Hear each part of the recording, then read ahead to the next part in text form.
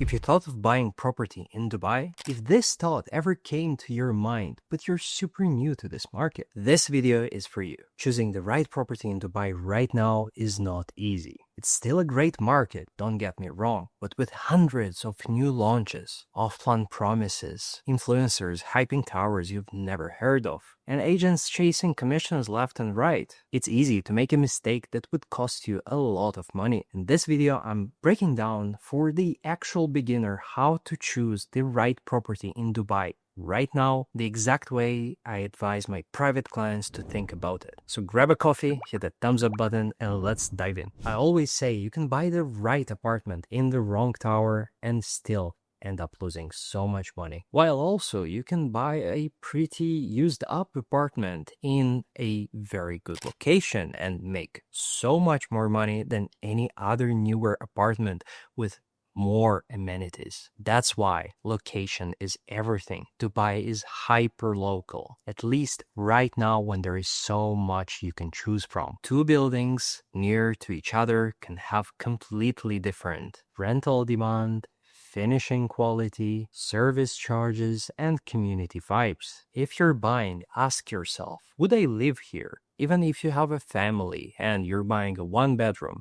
just ask and try to imagine, would this be something that you would actually like, and would you actually consider living there? Let's say in the case you are alone. Would I want to walk outside at night? Is there any actually place for walking? Do you have any pavements? Do you have any parks maybe nearby? Is there a demand for professionals or families? You need to actually get into your tenants' mind and try to understand whether they would actually rent from you. And yes, I might be biased on some of my favorite areas such as Business Bay, Dubai Hills, Dubai Creek Harbor, because of plenty of amenities and benefits that I see as a tenant actually in there. However, there are many more areas for upscale villas, for example, or for just more professional areas where you can actually just have a studio. And since you're not really spending too much time indoors, for example, if you're working or traveling for work, if you're a consultant going to Abu Dhabi or even flying to Saudi, then as a landlord, you need to understand this mindset of your future potential tenant and price it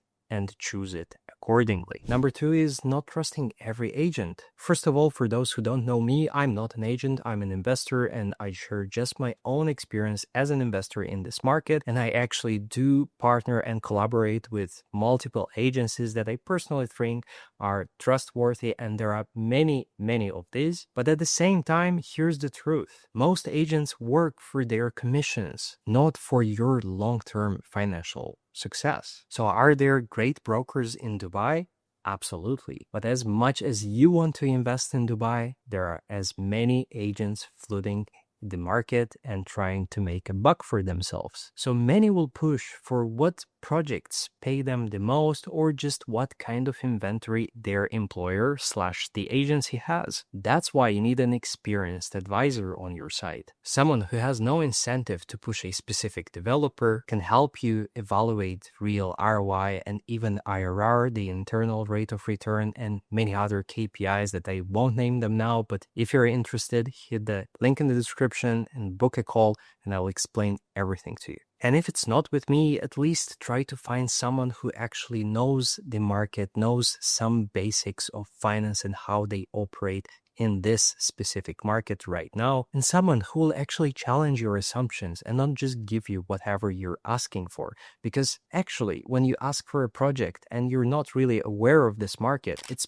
probably better to be challenged and try to not get through your assumptions and just get the first thing that you see. So if you find someone who is more critically minded and can actually evaluate and analyze different prospects, that's exactly where you will learn more and you will grow as an investor. So again, if you want help with this, I do one-on-one advisory calls. I break down your goals with no bias, run the numbers, and help you build a realistic investment plan in Dubai. Number three is that the budget isn't just the purchase price.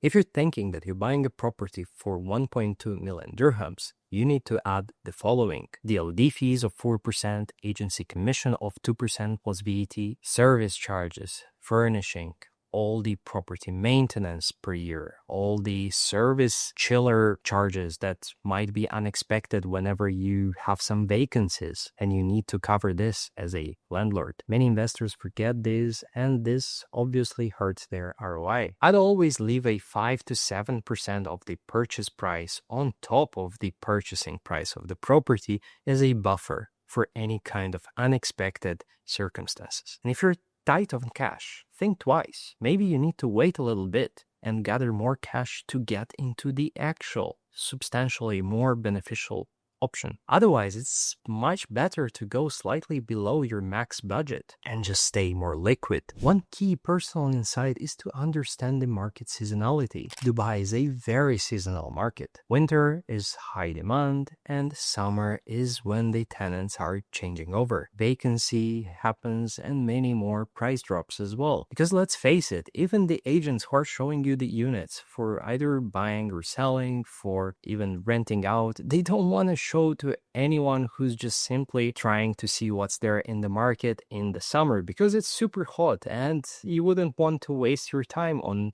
someone who's really not sure, and that's what creates the actual seasonality. Also, you as a viewer, potential buyer, you might also not want to choose from too many projects when it's so hot in summer. So this also will create more of a seasonal effect, and that's why you will experience price drops in the market. Try to time your rental starting from November towards March. This gives you higher initial rent and better quality tenants. And I don't want to offend anyone, I'm just saying that you can actually have more tenants, a bigger pool of applicants, and you can actually see and choose whoever maybe has a better credit rating, could keep up with your payments. Maybe you want to rent it out in one check and you have more people who are looking at your apartment, and there is definitely someone who can easier keep up with this. While in summer, you will be kind of pushed as a landlord to choose from whoever is basically giving you the first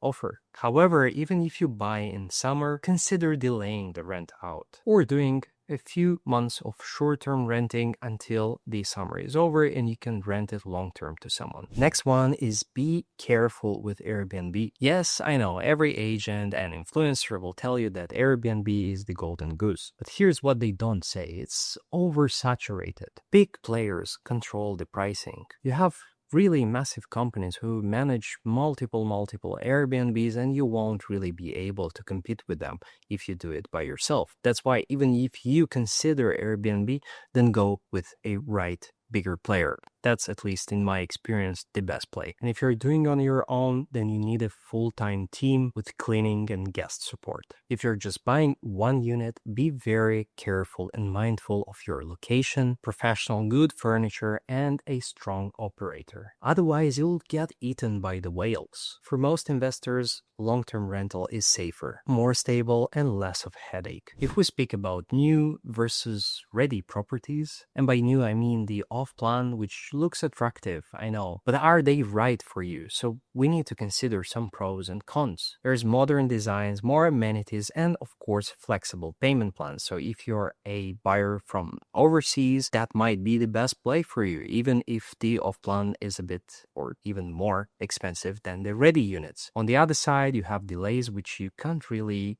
calculate, you can't actually control them. You have high launch prices, which I mentioned in many of my videos, so they might not always make sense because you actually have to wait also for a few years without any rental income. So even if you find a good off-plan unit, you need to ask yourself, are you ready to wait for 2-3 years with your money being stuck in this project and not generating any profit? Because at the same time, there are plenty of good off-plans, many townhouses and villas which are more rare, many very unique layouts for some apartments in the most desired areas, which will eventually give you a very good return because they will have the capital appreciation. However, that's not always the case, so you really need to ask and understand what's your exit strategy here. Think long-term resale potential. You're not just buying to rent. Eventually you might resell the unit, upgrade it, or exit the market. Pick a property that others will want to buy. Good layout, balcony, a very nice view, for example in downtown or business bay, having a Burj Khalifa view is considered very premium, and perhaps lower service charges. If your buyer will be the ultimate end user, they will definitely consider this. Of course, a bonus tip: avoid the emotions and act with logic. While it might seem as shopping, investing is not really shopping. Don't buy because it feels good. Buy because the numbers work, the location is right, and the demand is real. You can even go to that area and ask people, current tenants, if they like it there. Avoid emotional discounts as well. Sometimes developers or agents will offer exclusive time-limited discounts to get you to commit fast. And while this actually is true in many cases, sometimes this might just be a marketing move. So as a pro tip, always check the other listings in that specific tower or even area to compare and see what you're getting for the money that you're being offered. If your discounted unit still costs way more than a ready property, then you probably have to think twice. Finally, don't ignore the developer reputation and plan your exit strategy before you buy. So first, it's not just the building, it's about who's building it. Before you buy, look at the previous handovers for those developers, look at the quality if you like it for yourself, if you want to live in there. If you're an investor, then you also need to understand what you're dealing with. As if we speak about the exit strategy, these inputs will be very important for you. So ask yourself, if I needed to exit in 1 year, who would want to buy this off me? If your answer is unclear, then that's probably a red flag for you to think about. Good investments are resellable investments, so you really need to know this right away when you ask yourself. Make sure your unit has transfer-friendly terms, which means that you can actually sell it before handover and there is no cap, or there is a understandable cap that you need to commit to. So for example, some developers might ask you to pay 30 to 40% before selling it to someone else. It should be a popular location and layout, also in the same tower comparing to the other units, and most probably appealing to both end users and other investors, so you can actually have some better liquidity. Nevertheless, I hope this video helped you clarify on how to choose the best property in Dubai for you right now. If you are unsure, overwhelmed, or simply want a second pair of eyes on your plan, book a one-on-one call with me, link in the description below. We'll go over your goals, financials, and find the smartest options just for you. Whether you're buying for your first time or you're getting your 5th or even 10th unit, having the right strategy is everything. Dubai real estate is a great investment, but don't gamble with it. Choose smart, hit the thumbs up button, and I'll see you in the next video.